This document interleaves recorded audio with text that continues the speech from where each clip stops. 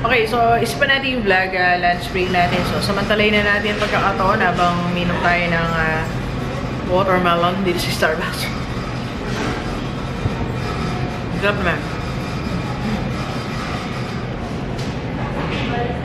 Okay, sa lahat ng mag-delivers natin na nandito lang sa Bataan, kung gusto nyo makipag-meet sa akin, makipag-date, lunch date o coffee date, dito sa Starbucks, everyday nandito ako. Sa birthday ko po, June 27. So, sabihin nyo lang sa akin na pumipili ako ng isa. Isa na mapalad na makakadate ko. Or kung hindi dito, sabihin ni Urani. So, kung saan yan, message lang kayo sa akin. Meron isang slot para sa'yo, okay? Masosolo mo ako ng 1 hour. Pwede mo itanong lahat ng gusto mo itanong, okay? Alright, so ganito, may isang nagtanong sa atin, i-vlog ko naman daw, ang mga negosyo na patok or swak para sa mga retired, okay? O pa-retire, di ba? So yung mga pa-retire natin, mga teachers, principals, or government employees, or anyone na kahit nasa private company, ano ba yung pwede mong negosyo? Okay? And tama-tama kanina rin. Topic din namin to ng aming president kanina. So, ano ba yung mga negosyo na pwede sa mga retired? Okay? Ano muna natin i-describe muna natin ang isang retired. Ako pa retired na kasi, sakit. Ang isang retired kasi, you've been working for how many years? Diba? Ang tagal mo na nag-work. So, meaning to say, admitted or not, may edad na tayo. Okay? So, ilang taon kasi nagtrabaho. So, probably 60 ka na, diba? So, sa edad mo na natin na yan, may nabawasan sa atin, may nawala. That's our energy. That's our energy, okay? And second, yung mga karamdaman natin, medyo sumusulpot-sulpot na sila, di ba? Masakit dito, dito sa gilid, dito. Lagi ako sumasakit, ewan ko pa bakit pa rin, okay? So, nagpapalpitate, hindi pwede mapagod, hindi pwede mainitan. So, marami ng bawal sa atin. Okay? So, yun yung scenario pag tayo ay nag-retire. Pero the good news is, dahil retired ka, unang-una may pera ka. Pangalawa, meron ka ng wisdom. Yan ang mahalaga. Sa haba ng nilakbay natin sa buhay, nagkaroon na tayo ng wisdom. Ibig sabihin, pinamature na tayo ng circumstances.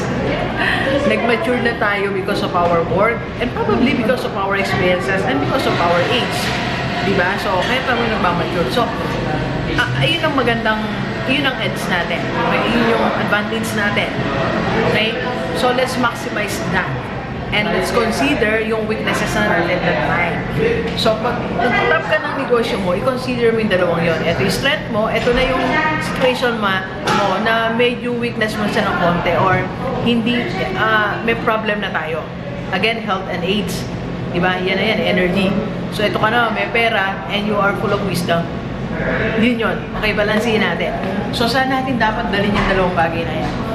So, as a business coach, meron akong dalawang naiisip na ina-advise ko rin naman sa lahat ng mga nagpapakoach. By the way, kung gusto mo magpakoach sa akin online or personal, tawag ka lang 0939-525-4311 or sa aking FB page so, ang unang-una na pwede mong gawing business after retirement is you go to e-commerce.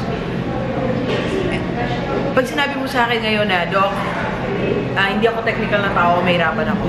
Walang problema. Mag-hire ka ng isa. Isang gagawa lahat ng naisip mo. Walang problema sa problem. Alam nyo, si Jack Ma, the wealthiest person in China and the CEO of Alibaba.com computer company is not into computer, is not into technical skill. And even Steve Jobs na nasa design siya, nasa design, creative parts siya. Pero yun ang business niya, is not doing the super technical things. Diba?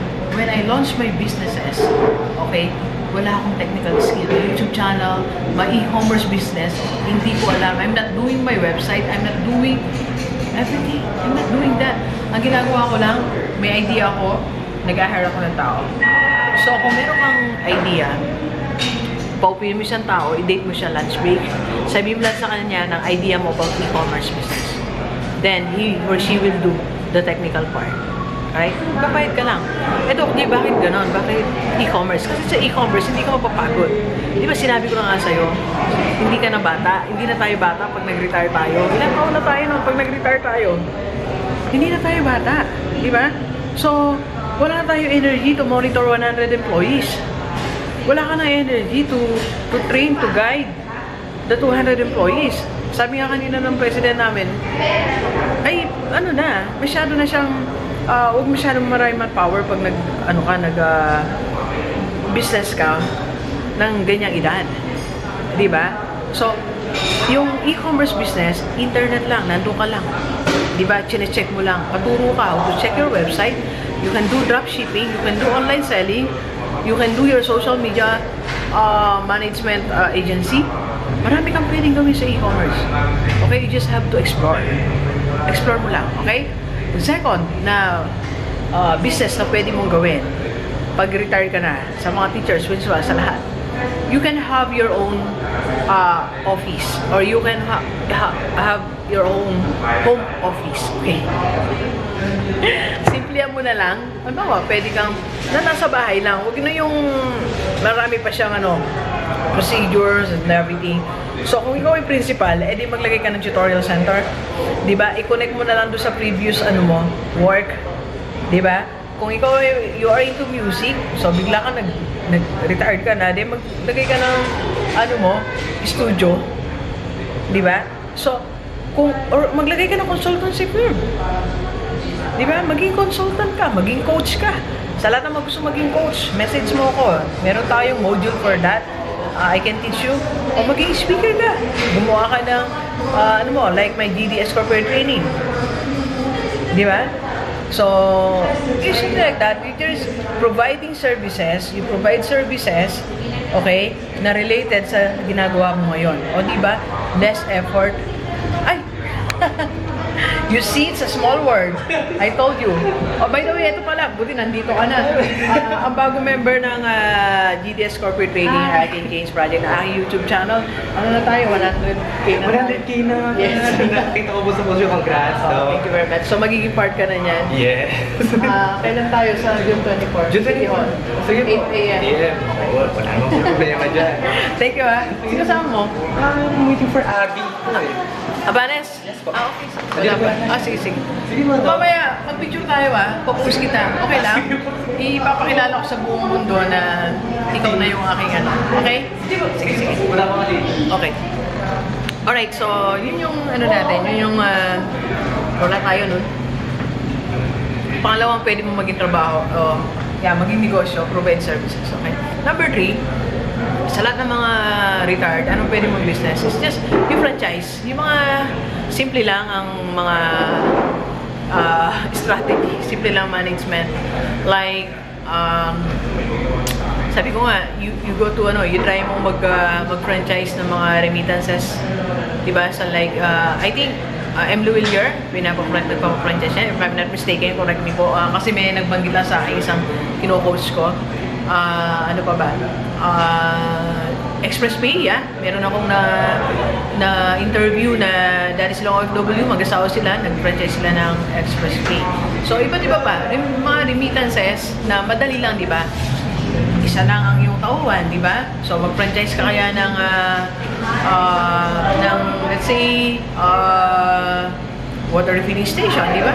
So, yung simple lang, si franchise, alam nyo, hinabol natin sa franchise, meron ka ng may system na yan di ba? So, hindi ka naman problema, trial and error, wala na yan. Kasi, hindi mo na kaya mag-trial and error, may edad ka na, di ba? At hindi ka dapat may stress, di ba?